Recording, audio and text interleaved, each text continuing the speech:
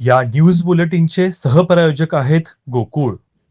शिरोळ नगर परिषदेच्या पंचवार्षिक निवडणुकीत यादव गटाने दणदणीत विजय मिळवत नगर परिषदेवर आपले निर्विवाद वर्चस्व प्रस्थापित केले। नगराध्यक्ष पदाच्या निवडणुकीत यादव गटाच्या योगिता कांबळे यांनी विजय मिळवत नगराध्यक्ष पदावर शिक्कामोर्तब केले। या ठिकाणी आमदार अशोकराव माने बापू यांच्या सुनबाई, मुलगा आणि पुतण्याला मतदारांनी घरचा रस्ता दाखवला, तर आमदार राजेंद्र पाटील यड्रावकर यांची सत्ता देखील संपुष्टात आणली।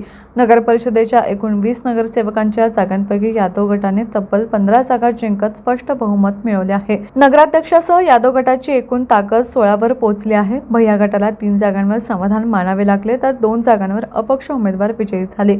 वॉर्डनिहाय निकाल पुढील प्रमाणे: वॉर्ड क्रमांक 1 पृथ्वीराज सिंह यादव, विदुला यादव, वॉर्ड क्रमांक 2 अनिता संगपाळ, उल्हास सावळे, वॉर्ड क्रमांक 3 राहुल कोळी, शिवानी कांबळे, वॉर्ड क्रमांक 4 विजय आरगे, श्वेता जाधव, वॉर्ड क्रमांक 5 अमर शिंदे, सविता पुजारी, वॉर्ड क्रमांक 6 शाहुल कोळी, रेखा कोरे, वॉर्ड क्रमांक 7 शरद मोरे, दीपाली पल्ले, वॉर्ड क्रमांक 8 कल्पना काळे, दीपक भाट, वॉर्ड क्रमांक 9 अमरसिंह पाटील, अनुराधा गुरव, वॉर्ड क्रमांक 10 ओंकार गावडे, सुवर्ण कांबळे।